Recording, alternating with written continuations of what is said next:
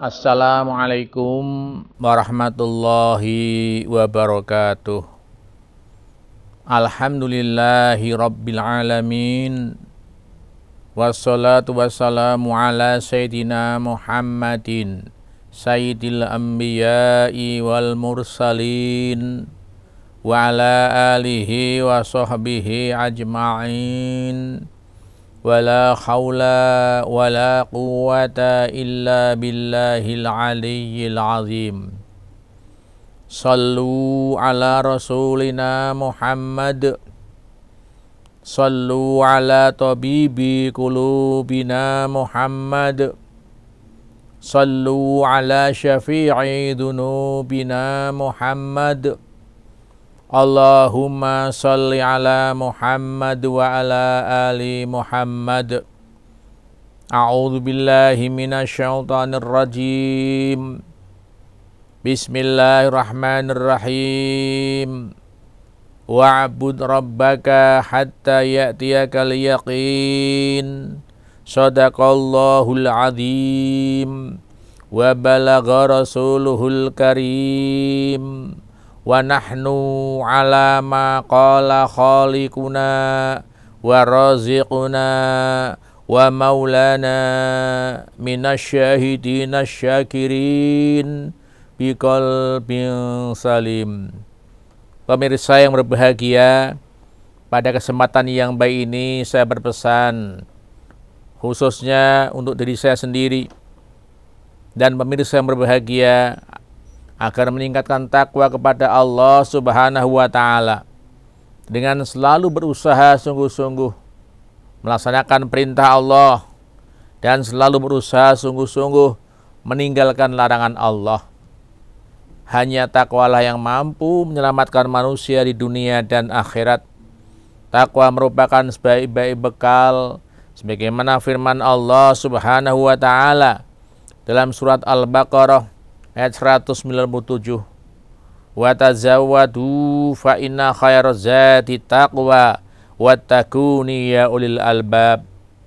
Yang artinya wallahu alam bimuradih. Dan carilah kamu bekal, sesungguhnya sebaik-baik bekal adalah takwa, dan bertakwalah kepadaku wahai orang-orang yang berakal.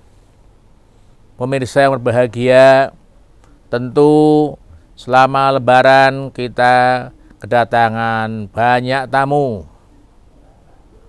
Tentu tamu ini juga tidak hanya datang pada masa lebaran. Selain bulan Syawal juga kita sering kedatangan tamu. Tamu dalam agama Islam mendapatkan posisi yang terhormat, mendapatkan kedudukan yang luar biasa. Bahkan kita tidak boleh bosan dengan tamu. Pada zaman Rasulullah Sallallahu Alaihi Wasallam ada seorang perempuan yang mengadu kepada Nabi Muhammad Sallallahu Alaihi Wasallam. Dia menyampaikan selama ini suaminya suka mengundang tamu, sehingga sang istri ini sibuk menyiapkan suguhan untuk tamu, sibuk melayani tamu. Istilahnya itu geresah ya. Wadul kepada Rasulullah, suami saya ini suka menerima tamu dan saya yang kesel buat minuman, menyiapkan jajan nyamian. Namun sepatah kata pun Rasulullah tidak menjawab, tidak menanggapi curhatan dari perempuan itu. Beberapa hari kemudian sang suami ini memberi kabar pada istrinya bahwa kita kedatangan tamu yaitu Rasulullah Shallallahu Alaihi Wasallam. Si perempuan bersukaria, seneng ketamuan Rasulullah. Ya. Seorang nabi, seorang utusan Allah. Ya. Dan kemudian si suami mengatakan, siapkan, ambilkan minuman dan lain-lainnya. Kali ini si perempuan gembira sekali karena tamunya ini istimewa. Rasulullah sallallahu alaihi wasallam dah disuguh ya, kemudian diajak ngomong dongeng oleh suaminya. Nah, ketika Rasulullah berpamitan, ya, beliau mengatakan kepada istrinya, ya, tolong nanti kalau saya akan meninggalkan rumahmu ini, panggil istrimu. Qala li zauj indama akhruju min baitika da zaujataka tangduru ilal bab alladzi akhruju minhu. Nabi mengatakan kepada si suami itu, kalau nanti saya keluar dari rumahmu, tolong panggil istrimu untuk menyaksikan ketika saya keluar dari rumah ini. Nah, ketika Rasulullah akan keluar ini, segera sang istri dipanggil. Datang, istilahnya mengiringkan. Ya, mengiringkan karena tamu akan pergi, pamitan. Nah, ketika Rasulullah keluar ini, kaget Rasulullah, apa sih perempuan itu. Karena begitu Kanjeng Nabi mulai berjalan mendekati pintu, di belakangnya ada iring-iringan. Iring-iringan itu barang-barang halus, iblis ya, kemudian hewan-hewan, kalau jengking, ular, itu ikut keluar mengiringi Nabi Muhammad. Faqala ya Rasulullah hakadha daiman indama yahruju dhuyuf min baitika yahruju kulul bala wad darar wad dawab min manzilika. Nabi tahu si perempuan itu kan kaget, terheran-heran ya. Nabi bersabda, nah demikian inilah ya, selama-lamanya ketika tamu-tamu meninggalkan rumahmu keluar, itu diiringi oleh bala, oleh hewan dan lainnya. Mengapa demikian? Jangan kemana-mana pemirsa, setelah yang berikut ini.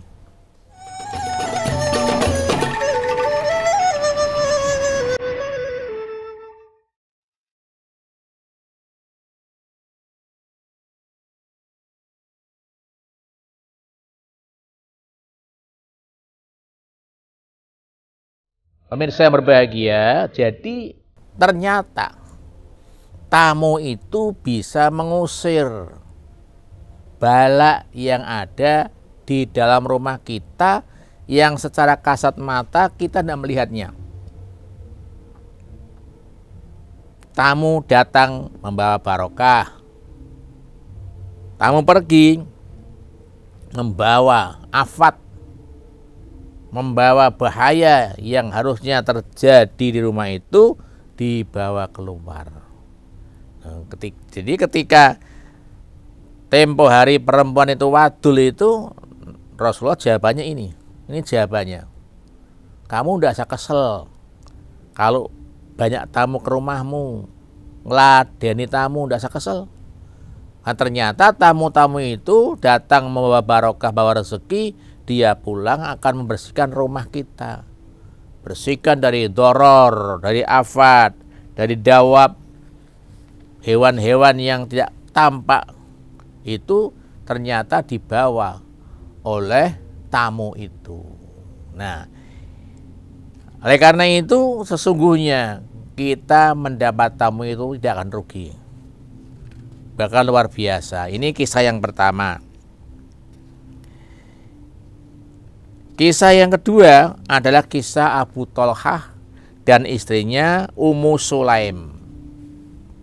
Suatu ketika Abu Thalhah itu mendengar Rasulullah sedang bercakap-cakap dengan para sahabat. Dari hasil ya, Thalhah ini mendengarkan percakapan Rasulullah dengan sahabatnya, tampaknya mereka itu sudah merasa lapar. Dia pulang menemui Ummu Sulaim, istrinya ditemui, disampaikan bahwa baru saja aku mendengar Rasulullah bercakap-cakap dengan sahabat dalam kondisi lapar. Bagaimana? Punya apa ini? Si istri itu, si Ummu Sulaim hanya punya sisa-sisa roti yang sudah sisa selama sudah yang lain untuk memberikan makan ternak dan sebagainya itu masih ada itu. Nah, kemudian Abu Thalhah ini menghadap Rasulullah. Rasulullah bertanya pada Abu Thalhah, kamu kesini ada apa? Begini yang Nabi, silakan mampir ke rumah saya. Saya ada sedikit roti, ada makanan. Silakan dengan para sahabat yang lainnya. Betul itu. Kemudian Rasulullah bersama sahabatnya bertamu ke rumah Abu Thalhah itu. Langsung Abu Thalhah laporan istrinya, siapkan kita masak roti sisa itu ya, untuk nyuguh tamu-tamu ini, apalagi tamu-tamu ini keadaannya masih lapar. Itu sudah dimasak, sudah siap, ready. Abu Thalhah matur, Nabi monggo kula aturi dahar. Nabi Muhammad menyuruh 10 orang untuk masuk menikmati roti, masakan roti itu, roti sisa itu. Nah, setelah semua 10 orang ini kenyang, keluar. Masuk lagi 10. Makan lagi tuh. Makan, bolak-balik makan. Kenyang, keluar. Nabi perintah 10 lagi, masuk lagi.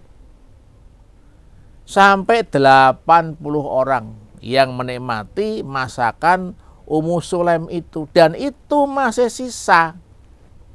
Akhirnya diantarkan ke tetangganya masakan roti itu. Ajaib. Mujizatnya, mujizat Rasulullah SAW. Karena apa? Karena Abu Thalhah dan Ummu Sulaim ini ikhlas. Dalam menyuguh tamu itu ikhlas sekali. Tidak gerundel, tidak geresah, tidak, betul ikhlas. Nah, dari sini kita bisa menyimpulkan betapa hebatnya, betapa beruntungnya orang yang mendapatkan tamu. Ya, tadi kisah terdahulu sudah menyampaikan ternyata tamu bisa membawa keluar balak, membawa keluar hewan-hewan yang tidak tampak dalam kasat mata. Ini yang kedua ajaib, hanya berapa piring lah yang dimasak itu, tapi bisa memberikan makan mengenyangkan 80 orang, dan itu masih sisa. Nah, sehingga nabi-nabi pun suka untuk menghormati tamu. Supaya tidak, yang terkenal itu ada 5 nabi yang suka menghormati tamu. Yang pertama Ibrahim.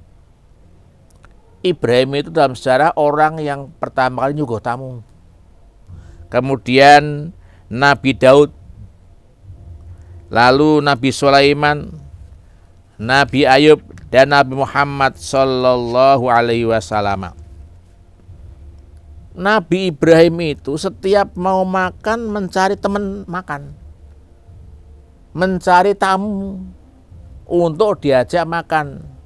Kalau istilah sini kan traktir, diajak makan ya. Kita traktir kalau pas punya rezeki aja ya. Ada momen-momen penting kita baru traktir. Ini tidak. Nabi Ibrahim hampir setiap mau makan dia cari sampai berjalan berkilo-kilo hanya untuk mencari teman makan aja. Nah, satu ketika Nabi Ibrahim itu bertemu dengan orang tua renta. Nah, orang itu beragama non-muslim. Ibrahim berkata, kalau saja kamu itu muslim, akan aku jadikan tamuku. Akan aku ajak makan bersama. Kontan Allah Ta'ala mengutus malaikat Jibril menemui Nabi Ibrahim hai Ibrahim, Gusti Allah itu memberi makan kepada orang tua tadi non muslim itu 70 tahun dan tidak pernah Gusti Allah itu protes karena dia itu syirik, musyrik, menyekutukan Allah. Nah, ternyata bahwa Allah Ta'ala memberikan ajaran kita sedekah ini tidak boleh pilih-pilih orang berdasar agama. Lalu bagaimana? Jangan kemana-mana pemirsa setelah yang berikut ini.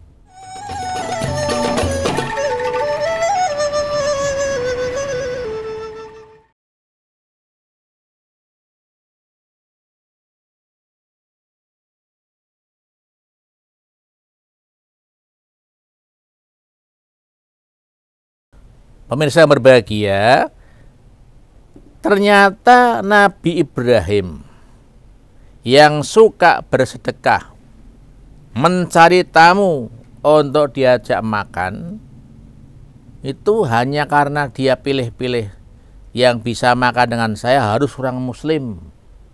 Selain muslim tidak boleh. Ditegur oleh Allah lewat malaikat Jibril. Gusti Allah itu makani orang tua itu, tua renta yang non muslim itu 70 tahun. Padahal dia menyekutukan Allah. Tidak pernah nyembah Allah. Tidak pernah ibadah kepada Allah. Nah, kamu baru mau memberi makan satu piring saja, sudah memberikan syarat seperti itu. Ini koreksi kepada kita, ya, kepada kita. Karena semua manusia di dunia ini hamba Allah. Dan kita maklumi bahwa hamba Allah ini kan berbeda-beda. Ya ayyuhan nas, inna khalaqnakum min dzakari wa unsa wa ja'alnakum syu'uban wa qabaila lita'arafu. Wahai manusia, ini untuk semua orang. Tidak hanya ya ayyuhal mu'minun, tapi ya ayyuhan nas, semua orang diberi berita, aku ciptakan kalian dari laki perempuan, aku ciptakan bersuku-suku, berbangsa-bangsa. Bahkan di ayat yang lain, perbedaan bahasa, perbedaan warna kulit, itu Allah ciptakan sebagai kehendak Allah. Itu takdir Allah, bahwa berbeda itu keniscayaan. Nah, tidak boleh Allah saja tidak membedakan, kita manusia membedakan. Nah, ini ajaran Islam seperti itu. Bagaimana kita menyikapi orang yang bukan muslim, non muslim.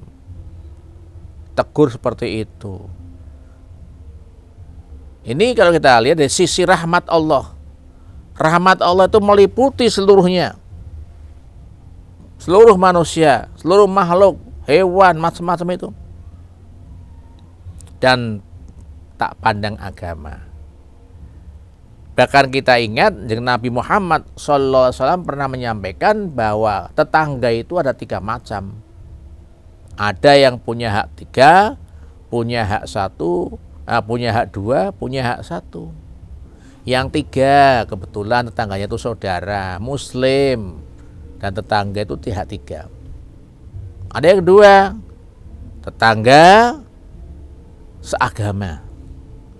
Ada yang 1, tetangga tapi bukan seagama, non muslim. Itu masih dianggap tetangga yang punya hak 1. Luar biasa. Islam ini rahmatan lil alamin. Islam itu melindungi. Islam itu memberikan rahmat kasih sayang kepada semua hambanya di dunia ini. Nah, kembali jadi betapa luar biasanya kita menghormati tamu. Ada hadis Rasulullah yang berkaitan dengan tamu. Yang pertama, qala ad-dhaifu yanzilu birizqihi wa yartahilu bidunubi ahlil baiti. Jeung Nabi dawuh, tamu itu membawa rezeki. Dan ketika pergi, membawa dosa-dosa yang punya rumah itu. Yang kedua, kullu baitin la yadkhulu fihi dhaif la tadkhulu malaikah. Setiap rumah yang tidak pernah dimasuki tamu, maka malaikat tidak akan masuk rumah itu. Terutama malaikat rahmah yang bawa rezeki, bawa kebahagiaan, dan mau masuk. Yang ketiga, ad-dhaifu dalilul jannah. Menerima tamu itu menjadi satu argumentasi untuk masuk surga. Yang keempat, man kana yu'minu billahi wal yaumil akhir falyukrim dhaifahu. Siapa saja yang menyatakan beriman pada Allah dan hari kiamat, maka muliakanlah tamu. Jadi luar biasa, dan ini sudah diajarkan sejak zaman Nabi Ibrahim. Dialah Nabi yang terkenal menghormati tamu.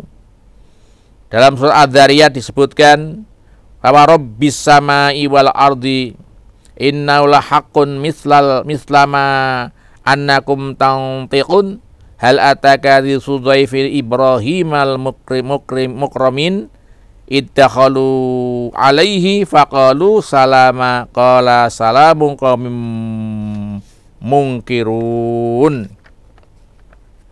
Nah, dari keterangan tadi, surat tadi,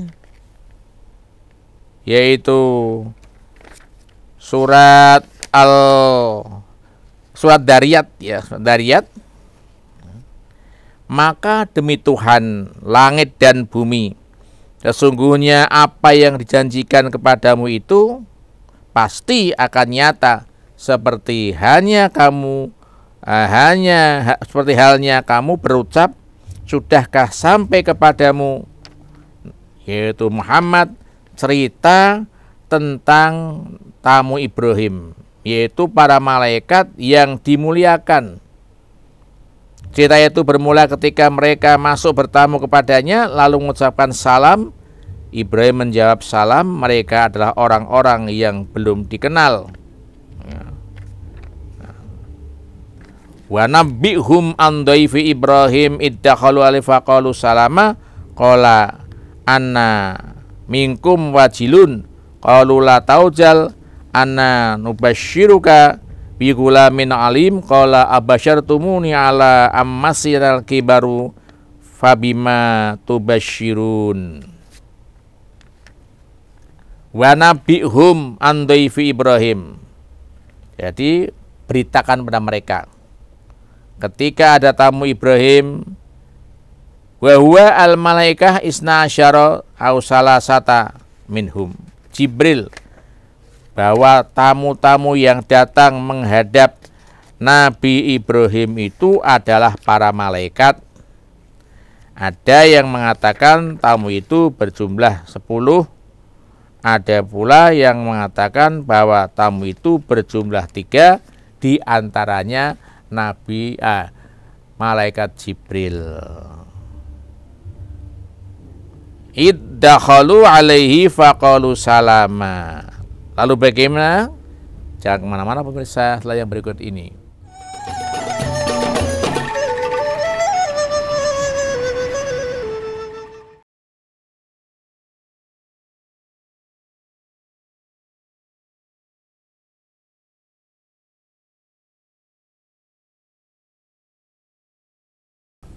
Pemirsa yang berbahagia, jadi apa yang diajarkan Nabi Ibrahim, Nabi Muhammad memberikan pelajaran kepada kita agar melihat kisah Nabi Ibrahim yang dekat dengan tamu, dan kita dianjurkan supaya menghormati tamu. Fal yukrim dhaifahu. Bagaimana kita menghormati tamu? Dalam satu kitab Ghidaul Albab Syarhu Mandumatul Adab, ini ada 12 cara menghormati tamu. Min adabil mudhif. Yang pertama, an yahduma adyafahu, yaitu kalau ada tamu ya kita jamu semampu kita. Jangan sampai tamu kita anggurkan ya. Kita ada keluarkan apa-apa. Sekarang kan gampang ya. Kalau zaman dulu ada tamu kan repot juga, harus menyiapkan apa itu air minum. Kalau belum ada kan kita harus godok dulu. Sekarang kan mudah ya. Sekarang ada misalnya minuman air mineral. Kita punya kulkas bisa nyimpen. Nah, ya kita beri jamuan semampu kita. Yang kedua, wa yudhira lahumul ghina. Jadi ketika ada tamu kita harus bersikap kondisi yang siap gitu. Jangan mengeluarkan, menampakkan nelongso kita. Jangan. Yang ketiga, walbastu bibajhin, wajahnya yang sumringah. Jangan cemberut. Barangkali walaupun kita masih dalam kondisi tidak senang, kita harus berwajah sumeh di hadapan tamu. Yang keempat, ayuhad disahum bima tamilai anfusuhum. Ketika kita bercakap-cakap dongeng itu percakapan yang menyenangkan tamu. Jangan kita dongeng yang tidak menyenangkan tamu, menyusahkan tamu. Ya, kita cari tema-tema yang kira tamu itu senang. Jangan terjadi pembicara itu hal-hal yang menjadikan kondisi situasi ini tidak nyaman. Yang kelima, wala yanamu qablahum. Ketika ada tamu jangan kemudian kita tinggal tidur ya. Dari sini ini juga harus diperhatikan nanti adabnya tamu bagaimana. Kita bertamu itu jangan asal-asalan juga. Oh, ini waktunya orang tidur ya jangan bertamu. Oh, ini waktunya orang makan ya jangan bertamu. Kita lihat situasi. Namun ketika masih berhadapan dengan tamu ya jangan sampailah tinggal pergi atau tidur, jangan ya. Nomor 6, melaysku zaman bihudurihim. Jangan menampakkan kita itu mengeluh, kurang senang dengan hadirnya tamu itu. Jangan sampai tampakkan. Nomor 7, wayabashu inda kutumihim. Kita harus kembali merasa basyasyah. Kita merasa gembira. Kita tampakkan rasa suka ketika tamu itu datang. Dan sebaliknya nomor 8, wa ta'alamu inda wadaihim. Kita merasa kehilangan. Ya, kalau tamu itu meninggalkan kita, ya. Masih beberapa menit kok sudah poyan pergi, itu kita merasa gelo karena kita mengingat tamu itu membawa rezeki ya, membawa rezeki. Pulangnya akan membawa azab, membawa afat, membawa kecelakaan di rumah ini, maka kita harus tampakkan rasa gelo. Wa ala yatahaddasa bima yurawi'ahum bihi. Jangan ngomong-ngomong, bercakap-cakap yang kira-kira mengkhawatirkan, menakutkan pada tamunya.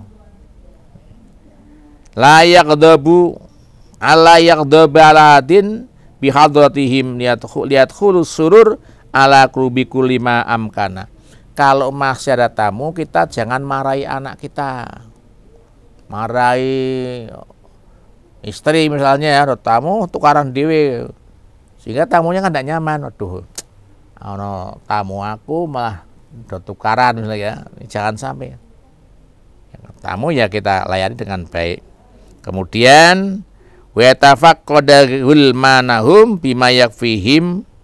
Kalau bisa ya kita ngasih oleh-oleh untuk anaknya. Nah, jadi tamu itu harus dihormati. Namun faktanya di lapangan ada penipu berkedok tamu itu banyak.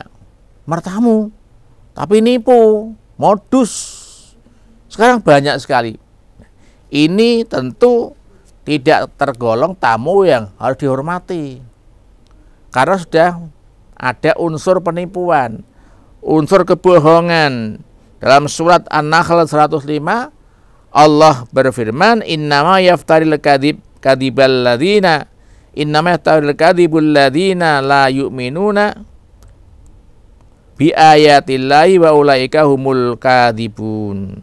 Sesungguhnya yang mengadakan kebohongan, ya, hanyalah orang tidak beriman kepada Allah dan mereka itulah pembohong. Nah, ini di awal saya menyampaikan betapa hebatnya kita menghormati tamu. Tapi kalau tamu itu sudah modus, ya tentu tidak perlu kita hormati. Kalau perlu kita usir. Dan ini harus waspada. Ada dua trik-trik dari tamu.